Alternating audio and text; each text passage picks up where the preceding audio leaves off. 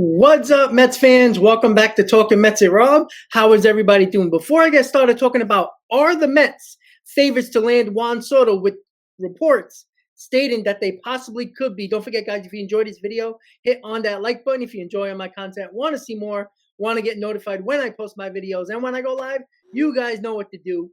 Hit on that subscribe button, everybody. All right, guys, Met fans.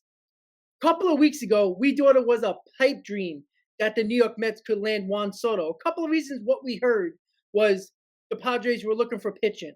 The Padres really are looking for pitching. That was priority number one. So then we're like, all right, are the Mets going to trade Christian Scott, Vazel, Stewart, Hamill, their top pitching prospects in their farm system?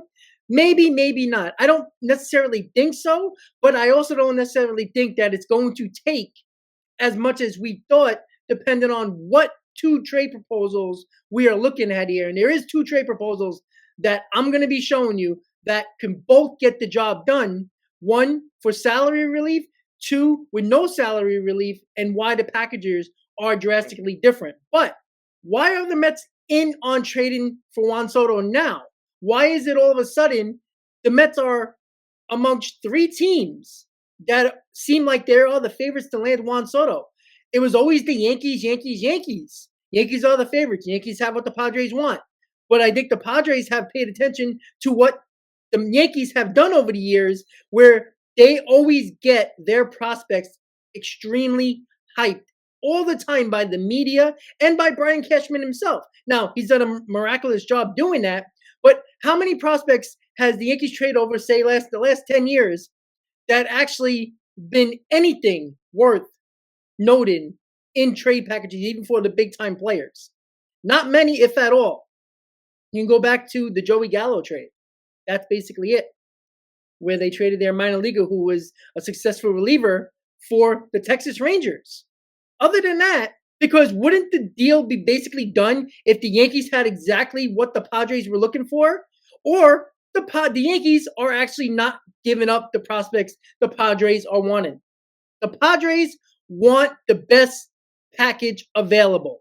It's just that simple. Too many times teams look for their needs and it hurts them in the process, because at the end of the day, they might take less prospects because of what they believe they need. And if San Diego needs pitching prospects that are their needs, then are they going to not get top-end prospects, starters, and they're going to take lower-level prospects because they just need pitching? Or they can get better top prospects from another organization, such as the Mets or the Giants, who are the other two teams talked about in these articles, and Jeff Passan talked about it as well, how the Mets and the Giants are serious candidates and have talks with the San Diego Padres about Juan Soto. Why aren't the Mets the favorites? They can give you top prospects. They have one of the top catching prospects in baseball. They have outfield prospects, abundance of them now because of the trade with Verlander and Scherzer. And they actually can give pretty good pitching prospects that are in the top 15, top 20, that they can also give as well. And you'll see why there's two trade proposals that I'm going to be proposing that the Mets are probably talking about player-wise, because what is the Padres' reasoning for trading Juan Soto? It wasn't because they don't like him. It wasn't because we're having World Series aspirations. It's because they couldn't afford payroll in 2023. They had to take out a $50 million loan just to pay for their payroll. That's why they're trading Juan Soto. Juan Soto is getting a huge arbitration contract for this last year of his deal. And we'll go over the numbers in a little bit. That's why. And not only can the Mets get Juan Soto and take on that arbitration number, but they can also take on somebody else that is making a lot of money. And the Mets can actually save the Padres over $50 million in 2024 alone by making this trade. And that's why the Mets are in prime position to be the favorites to land Juan Soto. So let's get right into it. I'm going to start with trade package number 2. Why? It's because of the fact this is only Juan Soto going into the deal to the Mets, and the Mets taking on the arbitration number And we'll see why it's going to cost a little bit more because the Mets aren't really taking as much salary and as much payroll off the Padres as they would in trade proposal 1. So what do the Mets have to give up? Well, the Mets would be giving up Kevin Parada, their number 5 overall prospect, the catcher, one of the top catchers in minor league baseball, and a catcher that is projected to be in the big leagues in 2025, Alex Ramirez, who had a down season last year, but every year since the Mets got him internationally has been improving every single year. A little bit a down year when he got moved up a next level in the minor league system, but he's the number 11 overall prospect. But the good thing here to listen to is that he is projected to be in the big leagues in 2024, most likely the end of 2024, definitely 2025. That is a guy that the Padres want. They're getting rid of an outfielder in Juan Soto. Yes, they have Tatis. Yes, they have Grisham. But they need outfield help as well. So you give him Alex Ramirez, who is going to be controllable, cheap, and a player that can play all 3 outfield positions, specifically corner outfield positions, which the Padres will need if they trade Juan Soto. And Justin Jarvis, who the Mets got in a trade deadline last year, that is a guy who can come up in 2024, can be a starter, could be a middle reliever. He is a number 15 prospect in the Mets system. This is a very nice package that I don't think many other teams can actually beat. Why is that? Because I don't believe the Yankees are going to give up what the Padres are asking for. And for anybody who believes that Volpe or Dominguez wouldn't be asked in a trade for Juan Soto, you are mistaken. Yes, the Padres need pitching.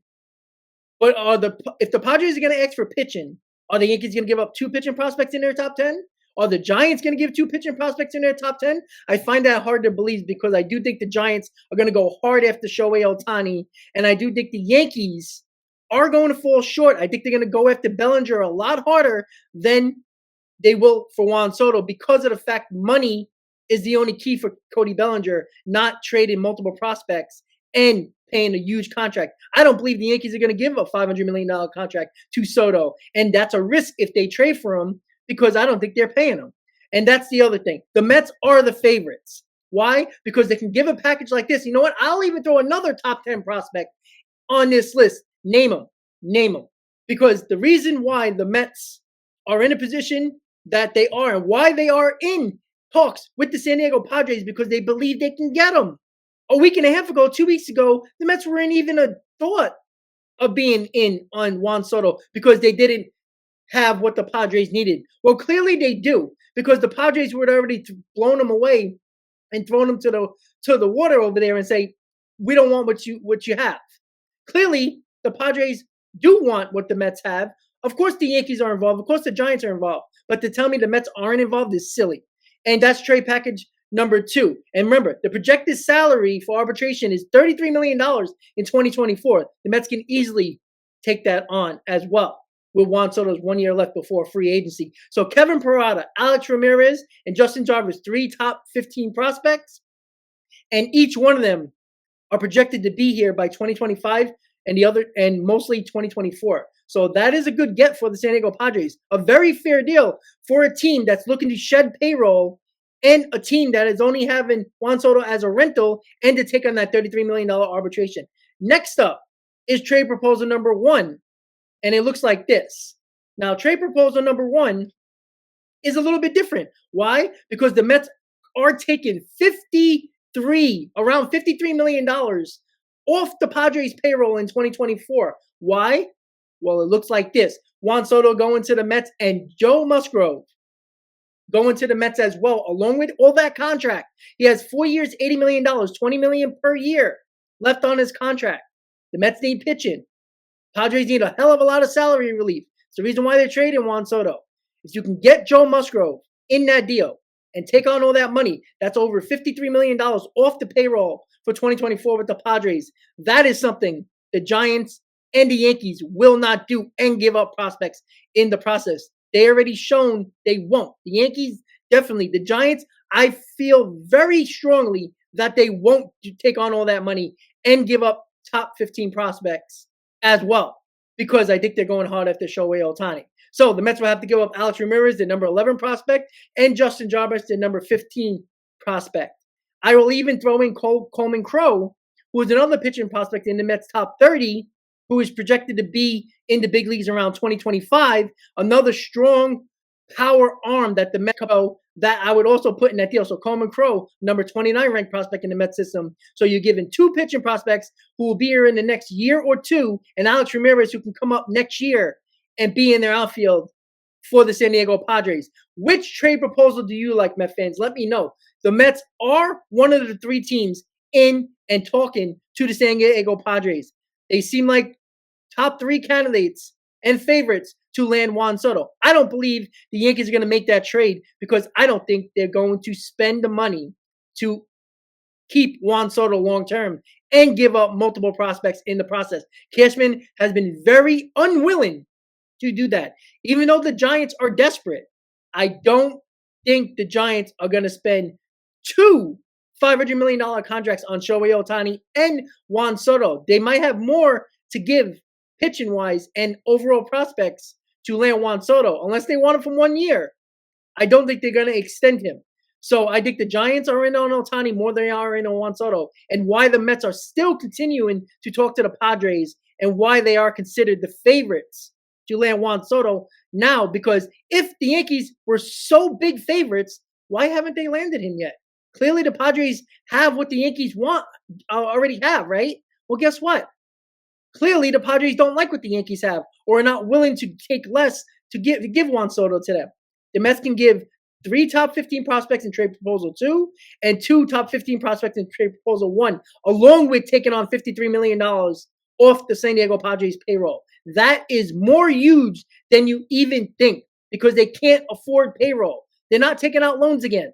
With the owner passing away, tragically, unfortunately, stepping in owners that are stepping in are not going to take on that payroll and aren't going to take out loans to put themselves more in a hole. The Mets are the only team that are willing to give up prospects and taking on money and relieving that $53 to $54 million away from the Padres payroll. That is used. Let me know in the comments, guys, what you think. Trade proposal number 1, Alex Ramirez, Justin Jarvis for Juan Soto and Joe Musgrove, and the Mets will take on $53 to $54 million of the total contracts for Juan Soto and Joe Musgrove just in 2024 alone, but also taking another $20 million each in the next 4 years of Joe Musgrove as well to give a little more relief to the San Diego Padres.